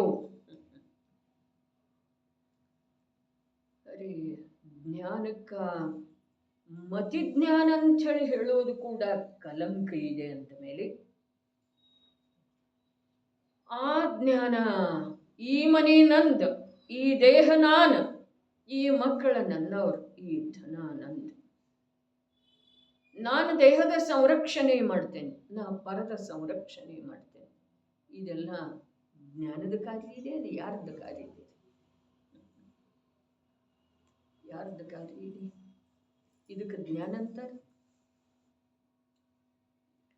ನಮ್ಮಲ್ಲೇ ಭಲೆ ವಿಕಲ್ಪ ಇಲ್ಲ, ಅದರ ಅಭಿಪ್ರಾಯದೊಳಗೆ ಸದೈವ ಇದೇನಿಲ್ರಿ, ನಾ ಆರೋಗ್ಯ ಕಾಯ್ಕೊಳ್ತೇನೆ, ಇನ್ನೊಬ್ಬರಿಗೆ ಭಾರ ಆಗಬಾರ್ದಲ್ಲ, ಇರೋ ತನಕ ಸಂತೋಷದಿಂದ ಇರ್ಬೇಕು, ಆಮೇಲೆ ಮುಂದೆ ಇರುವುದಿಲ್ಲ. ಇರೋ ತನಕ ಸಂತೋಷದಿಂದ ಸ್ವಾಧೀನತೆಯಿಂದ ಜೀವನ ಮಾಡಬೇಕು, ಮುಂದೆ ಇರುವುದಿಲ್ಲ. ಇರೋ ತನಕ ಅಂತಂದ್ರೆ ನಿನ್ನ ಇರುವಿಕೆಗೆ ನೀನು ಕೊನೆ ಸ್ವೀಕಾರ ಮಾಡಿದಿ, ನಿನ್ನ ಇರುವಿಕೆಗೆ ನೀನು ಅಂತ್ಯದ ಸ್ವೀಕಾರ ಮಾಡಿದೆಯಲ್ಲ. ಅಂತ್ಯದ ಸ್ವೀಕಾರ ಮಾಡುವುದರಿಂದನ ಇದೆಲ್ಲ ಉಪಕ್ರಮ ನಡೆದಿದೆ. ಅಂತ್ಯದ ಸ್ವೀಕಾರ ಮಾಡಲಿಲ್ಲ, ಅನಾದಿ ಅನಂತಂಚಳಿ ಯಾರು ಸ್ವೀಕಾರ ಮಾಡಿದ್ರಲ್ಲ, ಅನುಭವ ಮಾಡಿದ್ರಲ್ಲ, ಶ್ರದ್ಧೆ ಮಾಡಿದ್ರಲ್ಲ, ಅವರ ಸಿಂಹ ಬರ್ತಾ ಇದ್ರನು ಏನು ಗಾಬರಿ ಆಗೋದಿಲ್ಲ. ಕರಿಗೆ ಹೋಗ್ತಾ ಇದ್ರನು ಏನದ ಗಲಿತ ಕುಷ್ಠ, ಏನು ಅವರಿಗೆ ಅನ್ಸೋದನೇ ಇಲ್ರಿ. ನಮ್ಗೆ ಎಷ್ಟು ಅಪಮಾನ ಅನಿಸ್ತಿದ್ದೀರಿ, ಒಂದು ಬೊಕ್ಕೆ ಎದ್ದಿದೆ, ಹೊರಗೆ ಬರೋದಿಲ್ರಿ. ನಾವು ಇಲ್ಲಿ ಒಂದು ಬೊಕ್ಕೆ ಬಂದಿದ್ದೀವಿ, ಏನಿದೆ ನಮ್ಮ ಅಭಿಪ್ರಾಯದೊಳಗ, ಅವರ ಅಭಿಪ್ರಾಯದೊಳಗ. ಅರೆ ಜ್ಞಾನಿಗಳು ಹೇಳ್ತಾರೆ, ಇದೇ ಸಮಯ ಸಾರದಲ್ಲಿ ಹೇಳ್ತಾರೆ, ಈಗ ಬಂದು ಹೋಗಿದೆ, ಇದೇ ನಿರ್ಜರ ಅಧಿಕಾರದೊಳಗೆ ಗಾಥಾ ಬಂದು ಹೋಗಿದಾವೆ. ನಿರ್ಜರ ಅಧಿಕಾರದೊಳಗೆ ಅಥವಾ ಬಂಧ ಅಧಿಕಾರದೊಳಗೆ ಎರಡರಲ್ಲೂ ಅಂಥ ಗಾಥೆಗಳು ಬರ್ತವೆ. ಮೈಗೆಲ್ಲ ಎಣ್ಣೆ ಹೂಸಿಕೊಂಡ ಅದು ಬಂಧ ಅಧಿಕಾರದೊಳಗೆ ಬರ್ತಿದೆ. ಇಲ್ಲಿ ಯಾವುದು ಬರ್ತಿದೆ? ವೈದ್ಯ ವಿಷ ಸೇವನೆ ಮಾಡಿದ್ರೂ ಮರಣ ಬಂದುವುದಿಲ್ಲ. ಬಂದು ಹೋಗಿದೆಯಲ್ಲ ದೃಷ್ಟಾಂತ. ಅದಕ್ಕೆ ಗಾಥಾ ಹೇಳಿದ್ದನ್ನ ಆ ಗಾಥಾದ ಅಷ್ಟ ತುಂಡ ಮರೆಯೋದೇ ಇಲ್ಲ ನನಗೆ. ಏಕ ಸೇವಿಸಿದರೂ ಸೇವಿಸನು, ಮೇನ್ ಏಕ ಸೇವಿಸದಲೇ ಸೇವಿಸುವನು. ಇದು ಸೇವಿಸಿದರನೂ ಸೇವಿಸುವುದಿಲ್ಲ, ಆಹಾರ ಸೇವನೆ ಮಾಡ್ತಾನೆ. ಈಗ ನನಗೆ ಹೇಳುವ ಮಾತಿತ್ತು, ಮಿಥ್ಯಾದೃಷ್ಟಿ ಸಮ್ಯಕ್ ದೃಷ್ಟಿ ಈರ್ವರು ವಿಷಯಗಳ ಸೇವನೆ ಸಮಾನ ರೂಪದಿಂದ ಮಾಡ್ತಾ ಇದ್ದಾರೆ. ಕಷಾಯ ರೂಪ ಈರ್ವರು ಸಮಾನ ರೂಪದಿಂದ ಆಗ್ತಾ ಇದ್ದಾರೆ. ಆದರೆ ಅವನಿಗೆ ನಿರ್ಜರೆ ಆಗ್ತಿದೆ, ಇವನಿಗೆ ಬಂಧ ಆಗ್ತಿದೆ. ಕಾರಣ ಏನ? ದ್ರವ್ಯದ ಪರಿಣಮನದೊಳಗೆ ವ್ಯತ್ಯಾಸ ಇದೆ. ದ್ರವ್ಯದ ಪರಿಣಮನದೊಳಗೆ ವ್ಯತ್ಯಾಸ ಇದೆ. ಒಳಗಡೆ ಪರಿಣಮನ ನಡೆದಿದೆಯಲ್ಲ, ಅದು ಸ್ವಭಾವದ ಆಶ್ರಯ ಮಾಡಿ ನಡೆದಿದ್ದಿದೆ ಅವನ ಜ್ಞಾನ ಇದ್ದ. ಇದು ಇಲ್ಲಿ ವಿಷಯದ ಅಥವಾ ವಸ್ತುವಿನ ಆಶ್ರಯ ಮಾಡಿ ಪರಿಣಮನ ನಡೆದ. ಇಷ್ಟೇ ವ್ಯತ್ಯಾಸ. ಇಷ್ಟರಿಂದ ಏನಿದೆ? ಈರುವರ ಮಾರ್ಗ ದಿಕ್ಕು ಬೇರೆ ಬೇರೆ ಇದೆ. ಅರೆ ಭೋಗಿಸುವಳೆದೊಳಗೂ ಕೂಡ ನಿರ್ಜರೆ ಆಗ್ತಿದೆ ಅಂಥೇಳಿ ಯಾವ ಮಾತನ್ನ ಹೇಳಿದರೋ ಅದಕ್ಕೆ ಪ್ರತಿಸ್ಪರ್ಧಿಯಾಗಿ ಇನ್ನೊಂದು ಮಾತು ಹೇಳಿದರೆ, ಬೆಟ್ಟದ ಶಿಲೆಯ ಮೇಲಿದ್ರೂ ಕೂಡ ಘಾತಿ ಕರ್ಮದ ಬಂಧ ಆಗ್ತಿದೆ ಅಂತೇಳಿ. ಅದರದ್ದು ನಾವು ದೀರ್ಘವಾಗಿ ವಿಚಾರ ಮಾಡಬೇಕು. ಯಾಕೆ ಅಂತಂದ್ರೆ ನಮಗೆ ಯಾವುದು ಮಾಡುವುದಿದೆ, ಯಾವುದನ್ನು ಬಿಡುವುದಿದೆ, ಎರಡನ್ನೂ ಯೋಚನೆ ಮಾಡಬೇಕಾಗುವುದಲ್ಲ. ನಮಗೆ ಭೋಗಿಸಿ ನಿರ್ಜರ ಮಾಡೋದಿದೆಯನ್ನು ನಿರ್ಜರ ಮಾಡೋದಿದೆ ರೀ. ನೋಡ್ರಿ, ಭೋಗಿಸೋದ, ಭೋಗದ ತ್ಯಾಗ ಮಾಡೋದ.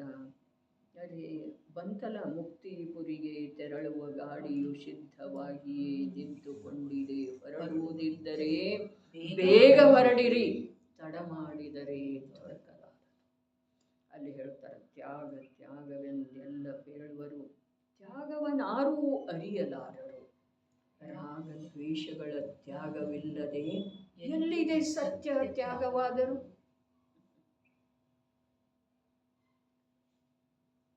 ನಾನು ತ್ಯಾಗ ಮಾಡಿದ್ದೇನೆ ಅನ್ನುವ ರಾಗರೆ, ನಾನು ತ್ಯಾಗ ಮಾಡಿದ್ದೇನೆ ಅನ್ನುವ ರಾಗರೆ. ರಾಗದ ತ್ಯಾಗ ಮಾಡುವುದಿತ್ತು, ಮತ್ತು ನಾನು ತ್ಯಾಗ ಮಾಡಿದ್ದೇನೆ ಅನ್ನುವುದರದ ರಾಗವನ್ನ ಗ್ರಹಣ ಮಾಡಿದ, ಪೋಷಣೆ ಮಾಡಿದ. ಪರ್ವ ದಿವಸದಲ್ಲಿ ನಮ್ದೆಲ್ಲ ಇದೇ ನಡೀತಿದೆ. ಬರೀ ಏನು ಅದು ತಿನ್ನುವುದಿಲ್ಲ, ಇದು ತಿನ್ನುವುದಿಲ್ಲ, ಹಾಗೆ ಮಾಡುವುದಿಲ್ಲ, ಹೀಗೆ ಮಾಡುವುದಿಲ್ಲ. ಅದೇ ಯಾವುದು ಮಾಡುವುದಿಲ್ಲ, ಮಾಡುವುದೇ ಮಾಡುವುದೇ ಮಾಡುವುದೇ ಭಾವೇನಿದೆಯಲ್ಲ, ಆ ಭಾವದ ಅಭಾವ.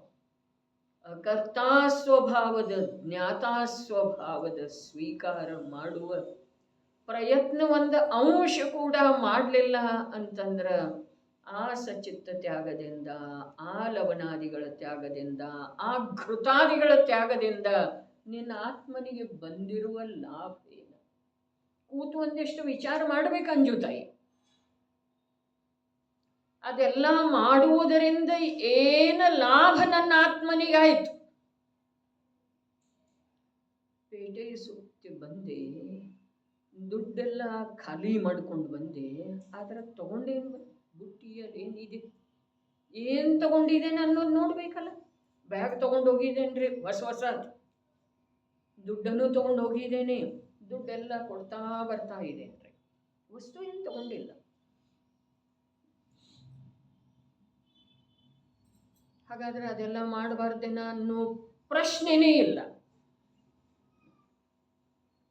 ಆ ಪ್ರಶ್ನೆಗೆ ಉತ್ತರ ಕೊಟ್ಟಿದ್ದು ಬಹಳ ಐತ್ರಿ. ಆದ್ರೆ ಆ ಉತ್ತರದ ಜ್ಞಾನನ ಆಗದಿದ್ರೆ ಮತ್ತೆ ಅದೇ ಪ್ರಶ್ನೆ ಬರೋದ್ರಿ. ಅರೆ ನಿನ್ನೆ ವಿಷಯ ಏನಿತ್ತು, ಇದೇ ಅಮೃತ ಚಂದ್ರಾಚಾರ್ಯ. ಇಲ್ಲಿ ಸಮಯಸಾರದ ಗಾಥೆಯನ್ನಂತೂ ತಗೊಂಡಿಲ್ಲ, ಕಲಶಿ ಇದೆ. ಮತ್ತು ಪುರುಷಾರ್ಥ ಸಿದ್ಧಿ ಉಪಾಯದೊಳಗ ಅಮೃತ ಚಂದ್ರಾಚಾರ್ಯರನ್ನ ಶ್ಲೋಕದವ್ರೆ. ಅಲ್ಲೇನು ಬಂತು, ಮನುಷ್ಯ ಜೀವನದೊಳಗ ಅತ್ಯಾಗ ಭಾವ ಏನಿದೆ ಅದು ಕಲಂಕ ಇದೆ ರೀ. ಆದ್ರ ತ್ಯಾಗ ಮಾಡಿದ ನಂತರ ನನಗೆ ಲಾಭ ಏನಾಯ್ತು ಅನ್ನೋದು ನೋಡೋದು ನಿಜವಾಗಿ ಬುದ್ಧಿವಂತಿಕೆ ಇದೆ ರೀ. ಏನು ಹೇಳ್ತು, ಅರೆ ನಾನು ಪರವಸ್ತುವಿನ ಗ್ರಹಣ ಮಾಡಿದರನ ತ್ಯಾಗದ ಪ್ರಶ್ನೆ ಬರ್ತಿದೆಯಲ್ಲ. ಗ್ರಹಣ ತ್ಯಾಗದಿಂದ ರಹಿತ ನನ್ನ ಸ್ವಭಾವ ಏನಿದೆ, ಜ್ಞಾತ ಮಾತ್ರ ನನ್ನ ಸ್ವಭಾವ ಏನಿದೆ. ಅರೆ ಜ್ಞಾನ ಸ್ವಭಾವದೊಳಗ ಹೊರಡುವಂಥ ಪರ್ಯಾಯದ್ದು ಕೂಡ ಭೇದ ಮಾಡಬೇಡ. ನಿರ್ವಿಕಲ್ಪ ಯಾವುದು ಅಭೇದ ಜ್ಞಾನ ಇದೆಯೋ ಅದರ ಅನುಭವ ಏನಿದೆ ಅದು ಮೋಕ್ಷದ ಕಾರಣ ಇದೆ, ಅದು ನಿರ್ಜರೆ ಇದೆ. ಅದರಿಂದ ಈ ಜೀವನ ಸಫಲತೆಗೆ ಪ್ರಾಪ್ತ ಆಗ್ತಿದೆ ಅನ್ನುವ ಮಾತನ್ನ ಹೇಳ್ತಾ ಇರುವಂಥ ಜ್ಞಾನಿ ಗುರುಗಳ ಮಾತನ್ನ ತಿಳ್ಕೊಳ್ಳುವ ಯೋಗ್ಯತೆ ನಮ್ಮಲ್ಲೇ ಎಷ್ಟಿದೆ. ಏನಾದರೂ ಬಿಡುವ ಹಿಡಿಯುವುದರೊಳಗೆ ಧರ್ಮ ಇಲ್ಲವೇ ಇಲ್ಲ. ಬಿಡುವ ಹಿಡಿಯುವುದು ಆತ್ಮನ ಸ್ವಭಾವ ಅಲ್ಲವೇ ಅಲ್ಲ. ಆತ್ಮನ ಸ್ವಭಾವ ಬರೀ ಜ್ಞಾನ. ಇದರದ ಒಳಗೆ ಹೋಗಿ ಸ್ವೀಕಾರ ಮಾಡಬೇಕು, ಆಗಮದ ಶಬ್ದದಿಂದಲ್ಲ, ಒಳಗೆ ಹೋಗಿ. ಅರೆ ಅನುಭೂತಿಯ ಮಾತು ಹೇಳಿದ್ದಾರೆ. ಯಾವುದರ ಅನುಭೂತಿ? ಚೈತನ್ಯ ಮಾತ್ರ ವಸ್ತು ಅಥವಾ ಜ್ಞಾನ ಮಾತ್ರ ವಸ್ತುವಿನ ಅನುಭೂತಿಯ ಮಾತು ಹೇಳಿದ್ದಾರೆ. ಅನುಭೂತಿಯೊಳಗೆ ಧರ್ಮ ಇದೆ, ವಿಕಲ್ಪದೊಳಗೆ ಧರ್ಮ ಇಲ್ಲ. ನಾನು ಬರೇ ಜ್ಞಾನ ಇದ್ದೇನೆ, ಮತಿಜ್ಞಾನಾದಿ ರೂಪದಿಂದ ನನ್ನ ಜ್ಞಾನ ವಿಭಾಜಿಸಲ್ಪಟ್ಟಿಲ್ಲ ಅನ್ನೋ ವಿಕಲ್ಪ ಕೂಡ ಎಲ್ಲಿ ಇಲ್ಲವೋ ಅಲ್ಲಿ ನಿರ್ಜರ ಇದೆ. ಏನು ಹೇಳ್ತು? ನಾನು ಬರೇ ಜ್ಞಾನ ಮಾತ್ರ ಇದ್ದೇನೆ, ನನ್ನ ಜ್ಞಾನ ಮತಿಜ್ಞಾನಾದಿ ರೂಪದಿಂದ ಕೂಡ ವಿಭಾಜಿಸಲ್ಪಡುವುದಿಲ್ಲ. ಅಖಂಡ ಬರೇ ಜ್ಞಾನ ಜ್ಞಾನ ಜ್ಞಾನ ಇದೆ. ಈ ಪ್ರಕಾರದ ವಿಕಲ್ಪ ಕೂಡ ಆ ಜ್ಞಾನದೊಳಗೆ ಇಲ್ಲ. ಅಂಥ ಜ್ಞಾನದ ಅನುಭೂತಿ ಜ್ಞಾನದೊಳಗೆ ಇದ್ದುಕೊಂಡ ಜ್ಞಾನದಿಂದ ಯಾವಾಗ ಆಗ್ತಿದೆಯೋ ಆವಾಗ ಮೋಕ್ಷದ ಸನಿಹಕ್ಕೆ ಅಲ್ಲ, ಅವ ಮುಕ್ತ ಸ್ವರೂಪನೇ ಇದ್ದಾನೆ. ನಡೀತು. ಕರಾಕರ ಅಂತ ಬಂದೇ ಇಲ್ರಿ ಅಲ್ಲಿ ಕೂಡ. ಹೀಗಿರ್ತಿದೆ ಅಂತ ಹೇಳಿ ಇದೀರಿ. ಅರೆ ಯೋಗದೊಳಗ ಮಾಡಂತ ಯಾವಾಗ ಹೇಳಿದಾರ್ರಿ? ಯಾರು ಹೇಳಿದಾರ? ಎಲ್ಲಿದೆ? ಒಂದು ವಾಕ್ಯ ತೋರಿಸ್ತಾರೆ. ಮಾಡಂಥೇಳಿ ಎಲ್ಲಿ ಹೇಳಿದಾರ? ಯಾರಿಗೆ ಹಿಂಸೆಯಿಂದ ದೂರ ಇರುವುದಿದೆಯೋ, ಯಾರಿಗೆ ಅಧರ್ಮವನ್ನು ಬಿಟ್ಟು ಧರ್ಮ ಮಾರ್ಗದೊಳಗೆ ಬರುವುದಿದೆಯೋ, ಯಾರಿಗೆ ದುಃಖಮಯವಿರುವಂಥ 4 ಗತಿಗಳನ್ನು ಬಿಟ್ಟುಕೊಟ್ಟ ಸುಖಮಯವಿರುವಂಥ ಮೋಕ್ಷ ಮಾರ್ಗದೊಳಗೆ ಬರುವುದಿದೆಯೋ ಅವರ ಈ ಪ್ರಕಾರ ವಸ್ತು ಸ್ವಭಾವದ ಸ್ವೀಕಾರ ಮಾಡಬೇಕು. ಈ ಪ್ರಕಾರ ಪರದ ಕಡೆಗಿನ ಲಕ್ಷ್ಯವನ್ನು ಬಿಟ್ಟುಕೊಡಬೇಕು. ಈ ಪ್ರಕಾರ ಪರದ ರುಚಿಯ ತ್ಯಾಗ ಸ್ವಯಮೇವ ಆಗಿ ಹೋಗಬೇಕು. ಇದುವೇ ಕಥನ ಇದೆ. ಅದು ಮಾಡು ಇದು ಮಾಡು ಅಂಥೇಳಿ ಎಲ್ಲೂ ಹೇಳೇ ಇಲ್ಲ. ಚರಣಾನುಯೋಗದೊಳಗೆ ಕೂಡ ಹೀಗಿದೆ. 2 ಕಷಾಯಿ ಚೌಕಡೆ ಹೋದವ ಹೀಗಿರ್ತಾನೆ, ಮಿಥ್ಯಾತ್ವ ಹೋದವ ಹೀಗಿರ್ತಾನೆ ಅಂಥೇಳಿ ಕಥನೆ ಇದೆ. ಶ್ರಾವಕನ ಜೀವನ ಹೀಗಿರ್ತಿದೆ. ಶ್ರಾವಕನಿಗೆ ಸಲ್ಲೇಖನ ತಗೋ ಅಂಥೇಳಿ ಹೇಳಿಲ್ಲ. ಅವನ ಅಂತರಂಗದೊಳಗೆ ಯಾವಾಗ ಭಾವ ಬರ್ತಿದೆ ಆವಾಗ ಪರೀಕ್ಷೆ ಮಾಡಿ ಆ ನಿರ್ಯಾಪಕ ಆಚಾರ್ಯರ ಸಲ್ಲೇಖನ ನಿನಗೆ ಇದೆ ಅಂಥೇಳಿ ಹೇಳ್ತಾರೆ. ಆದ್ರೆ ಹೇಳುವುದರಿಂದ ಸಲ್ಲೇಖನ ಆಗುವುದಿಲ್ಲ. ಅವ ಸ್ವಯಂ ಸಲ್ಲೇಖನ ಅರ್ಥಾತ್ ಕ್ಷಪಕನ ಜೀವನ ಜೀವಿಸಬೇಕಾಗ್ತದೆ. ಧರ್ಮದೊಳಗೆ ಬಿಡು ಬಿಡು ಬಿಡು ಮಾಡು ಇಲ್ಲವೇ ಇಲ್ಲ. ಅರೇ ಆತ್ಮನಲ್ಲೇ ಮಾಡೋದೇನು ಇಲ್ಲವೇ ಇಲ್ಲ. ಮಾಡೋದು ಇದೆ, ಆದರೆ ಏನು ಮಾಡೋದಿದೆ? ತಿಳಿಯುವುದನ್ನು ಮಾಡುವುದಿದೆ. ಯಾಕೆ ಅಂತಂದ್ರೆ ಅವನ ಸ್ವಭಾವದೊಳಗೆ ಅದಷ್ಟೇ ಇದೆ ಅಲ್ಲ, ಅವನ ಸ್ವಭಾವವೇ ಅದೇ ಇದೆ. ಹಾಗಾದರೆ ಸದಾಚಾರ ಆದ ಇದ ಜೈನಾಚಾರ, ಅರೆ ಯಾವುದನ್ನು ಯಾವ ಗುಣದೋಷಗಳ ಸಹಿತವಾಗಿ ತಿಳಿತಾ ಹೋಗ್ತಾನೋ ಆವಾಗ ದೋಷಗಳಿಂದ ಅವನು ಸ್ವಯಂ ಬಿಡುಗಡೆ ಹೊಂದುತ್ತಾ ಹೋಗ್ತಾನೆ. ಅದುವೇ ತಿಳಿಯುವಿಕೆ ಇದೆ. ಅವನು ದೋಷದಿಂದ ಬಿಡುಗಡೆ ಹೊಂದಲಿಲ್ಲ ಅಂತಂದ್ರೆ ಅವನು ತಿಳಿದೇ ಇಲ್ಲ. ಹಾಗಾದ್ರೆ ಬಿಡುವುದು ಎಲ್ಲಿ ಬಂದ್ರೆ? ಏನು ಬಿಡೋದು? ಕಷಾಯ ಭಾವವನ್ನು ಬಿಡೋದು, ಮಿಥ್ಯಾತ್ವವನ್ನು ಬಿಡೋದು, ಸಮ್ಯಕ್ತ್ವವನ್ನು ಗ್ರಹಣ ಮಾಡೋದು. ಅರೆ ಸಮ್ಯಕ್ತ್ವ ಅನ್ನೋದ ಮಿಥ್ಯಾತ್ವ ಅನ್ನೋದ ವಸ್ತುವಿನೊಳಗೆ ಇಲ್ಲ. ಆ ವಸ್ತುವನ್ನು ನೋಡದೇ ಇರೋದು ಮಿಥ್ಯಾತ್ವ ಇದೆ, ಆ ವಸ್ತುವಿನ ಸನ್ಮುಖ ದೃಷ್ಟಿ ಆಗೋದು ಸಮ್ಯಕ್ತ್ವ ಇದೆ. ಚರಣಾನುಯೋಗದೊಳಗೆ ಮಾಡು ಅಂಥೇಳಿ ಇಲ್ಲವೇ ಇಲ್ಲ. ಒಂದು ವೇಳೆ ಹಾಗೆ ಇದೆ ಅಂಥೇಳಿ ತಮಗಿತ್ತು ಅಂತಂದ್ರೆ ಏನು ಮಾಡುವುದಿದೆ? ಸ್ವಭಾವದ ಪರಿಚಯ ಮಾಡಿಕೊಳ್ಳುವುದಿದೆ, ಸ್ವಭಾವದಲ್ಲಿ ಸ್ಥಿರತೆ ಮಾಡುವುದಿದೆ. ಚರಣಾನುಯೋಗದೊಳಗೂ ಕೂಡ ಮೊದಲು ಯಾವುದರದ್ದು ವ್ಯಾಖ್ಯಾ ಮಾಡಿದ್ದಾರೆ? ಸಮ್ಯಕ್ ದರ್ಶನದ ವ್ಯಾಖ್ಯಾ ಮಾಡಿದಾರಲ್ಲ ಚರಣಾನುಯೋಗದೊಳಗೆ.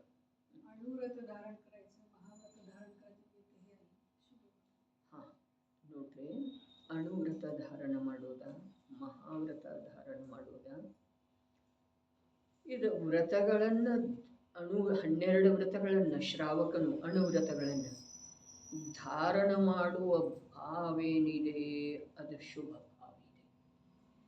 ಆ ಶುಭ ಭಾವೇನಿದೆ ಕರ್ಮ ನಿರ್ಜರೆಯ ಸಲುವಾಗಿ ಬಾಧಕ ಇದೆ, ಬಂಧದ ಕಾರಣ ಇದೆ. ಬಂಧ ಮೋಕ್ಷಗಳ ಯಥಾರ್ಥ ಸ್ವರೂಪವನ್ನು ತಿಳಿಯುವುದರಿಂದ ಭೂಮಿಕೆಗೆ ಅನುಸಾರವಾಗಿ ಬಂಧದ ಭಾವಗಳನ್ನು ಬಿಟ್ಟುಕೊಡುವ ಸಂಯಮದ ಭಾವರೂಪವಾಗಿ ಪರಿಣಮಿಸುವ, ಸಂಯಮ ರೂಪವಾಗಿ ಪರಿಣಮಿಸುವ, ವ್ರತಾದಿಗಳ ರೂಪವಾಗಿ ಪರಿಣಮಿಸುವ ಬೋಧನೆಯನ್ನು ಅವನ ಆಂತರ್ಯದ ಜಿಜ್ಞಾಸೆಯ ಅನುಸಾರವಾಗಿ ಜ್ಞಾನಿಗಳ ಕೊಡ್ತಾರೆ ಅನ್ನುವ ಮಾತು ಇದ್ರೂ ಕೂಡ ಅವರು ಕೊಡುವುದರಿಂದ ಅವನೇನು ವ್ರತಾದಿಗಳ ಅಂಗೀಕಾರ ಮಾಡುವುದಿಲ್ಲ. ಅವನು ಭೂಮಿಕೆಗೆ ಅನುಸಾರವಾಗಿ ಅಶುದ್ಧತೆಯ ಹಾನಿ ಎಷ್ಟಾಗ್ತಿದೆಯೋ ಅಷ್ಟು ವ್ರತಾದಿಗಳದ್ದ ಆಗಲಿ ಅಥವಾ ಶುದ್ಧ ಸ್ವಭಾವದ ಸ್ಥಿರತೆ ಇದ್ದಾಗಲಿ ಅವನಲ್ಲಿ ಕಾರ್ಯ ಆಗ್ತಿದೆ. ನಾವು ಅನೇಕ ಪ್ರಕಾರದಿಂದ ಭೇದ ರೂಪವಾಗಿ ಭಿನ್ನ ಭಿನ್ನ ರೂಪವಾಗಿ ಆಗಮದ ಕಥನಗಳನ್ನು ಓದಿದರೂ ಕೂಡ ನಾವು ಮೂಲಕ್ಕೆ ಎಲ್ಲಿಯವರೆಗೆ ಬರುವುದಿಲ್ಲ ಅಲ್ಲಿಯವರೆಗೆ ಅದು ಯಾವುದರಿಂದನೂ ಏನೂ ಆಗುವುದಿಲ್ಲ. ಅದು ಯಾವುದರಿಂದ ಏನೂ ಆಗುವುದಿಲ್ಲ ಅನ್ನೋದಕ್ಕಿಂತ ಅದು ಯಾವುದರ ವಿದ್ಯಮಾನತೆಯೂ ಇರುತ್ತೆ. ಆತ್ಮನ ಅಭಾವದೊಳಗ ವ್ರತ ಯಾರು ಅಂಗೀಕಾರ ಮಾಡೋದು? ಶರೀರ ಅಂಗೀಕಾರ ಮಾಡೋದೇನ? ಹಾಗಾದ್ರೆ ಶರೀರ ಮೋಕ್ಷಕ್ಕೆ ಹೋಗ್ತಿದೆಯೇನ?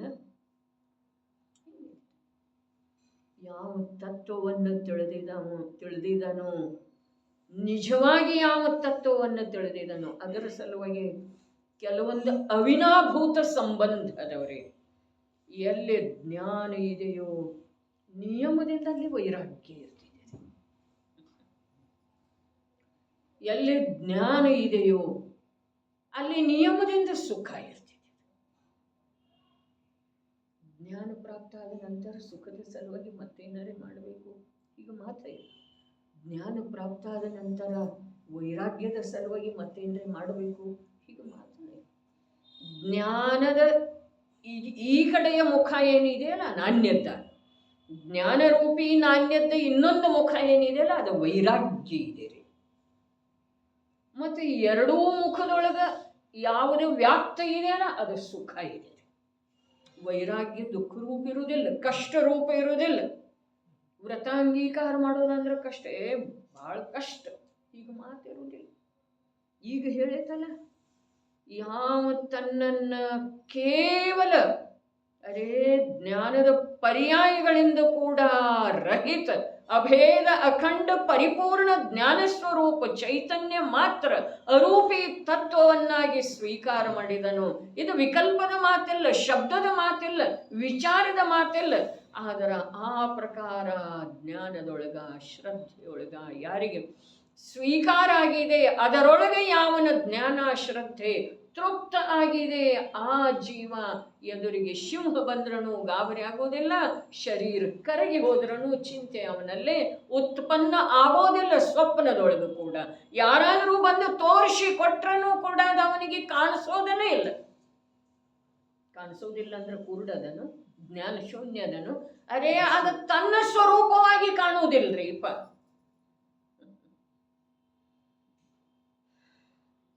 ಯಾಕೆ ಮೌನ ಇದ್ದೀರಿ?